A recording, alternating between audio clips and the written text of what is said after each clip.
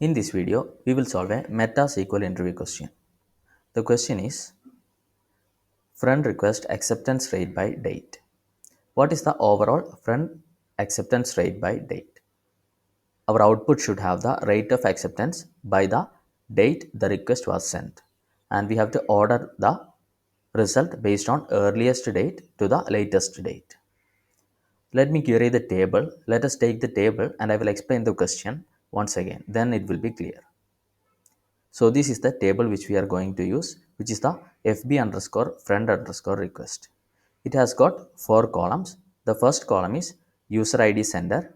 The second column is user ID receiver. The third column is date. And the fourth column is action. I will explain it with a sample table which is created in Excel. So we have the same table replicated here, which has got four columns: user ID receiver, date, and action. So the user ID sender is the person who is sending the request. User ID receiver is the person who is receiving the friend request. And this is the date on which that particular action is happening. The action can be either the person is sending the request. Second instance, we can see that the action can be accepted, which means the friend request sent on 4th 1 2020 by the user ID to the user ID receiver has been accepted on 6th 1 2020. So the action column can have different values which are sent and accepted, and the date can be the send date or accepted date. Now we have to find the user acceptance rate based on the date which is sent. So our output should contain the date sent column along with a new column, that is the acceptance rate column. So these are the two columns which we require in our output: the particular date on which the request is sent and the acceptance rate based on that particular date. So now how do we calculate it from this table? Now if we take the first example, we can see that these two instances are for the same user ID sender and user ID receiver. And on date 4/1/2020, the user ID has sent the friend request, and on 6th 1 2020, the user receiver has accepted the request. Similarly, if we take the third and fourth record, these are for the same sender and receiver pair. We can see that on same date, that is 4/1/2020, the user has sent a request to the receiver, and on 15/1/2020, the receiver has accepted the request. When coming to these two records, we can see that again on 4th the request has been sent by the sender, and on 10/1/2020 the receiver has accepted the request. And when we come down to this record, we can see that this has got only one instance. The user ID sender and user ID receiver pair has got one instance, because on 4/1/2020 the user ID sender has sent the request, but the user ID receiver or the receiver haven't accepted the request. So now we inspected the entire table and we saw that there are four instances where on date 4/1/2020 there are four requests which have been sent. So these are the four instances. This is the first one, so let us color it in red. So this is the first record, then this is the second record, then this is the third record, and this is the fourth record. So there are four friend requests sent on 4/1/2020, out of which only three has been accepted, that is these three. On 6th 1 2020 one of the friend requests has been accepted. So this is one example. So on 15/1/2020 another request has been accepted corresponding to this record. On 10/1/2020 another friend request has been accepted, which was sent on 4/1/2020. So for the last request which has been sent on 4/1/2020, it has not been accepted yet. So there are four requests sent on 4/1/2020, out of which three has been accepted. So here the acceptance rate will be 3 divided by 4, which means the number of friend requests which was accepted and which were sent on that particular day, which is 4/1/2020, that is 3, divided by the total number of friend requests sent on that particular day, that is 4. So we divide these two numbers and we will get a acceptance rate of 75 percentage, which is 3 divided by 4, which is 0.75, which we will convert into percentage, that is 75 percentage. So that is how we will calculate the acceptance rate here. Now let us go back to SSMS and see how we can do that using SQL. So this is the same table which we have created in SSMS. Now let us start with a select rows, select. Now we'll take all the records from the table from the input table, which is fp underscore friend underscore request. Paste it here. Now we will write a where clause, where action equal to send. So this is the first table that we are going to use. We have reduced the records such that in this query we are only fetching the records corresponding to action sent. Similarly, let us copy this query, let us paste it here, and instead of send we will write accepted. So this is the second table that we are going to use, that is the table corresponding to action accepted. Now we have created two separate tables, one corresponding to action sent and the other corresponding to action accepted. Now let us join these two tables.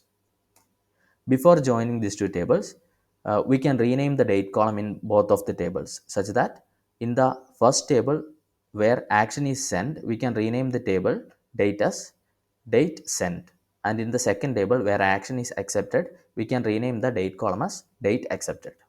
So let us rename the column and let us write the column names explicitly instead of writing star.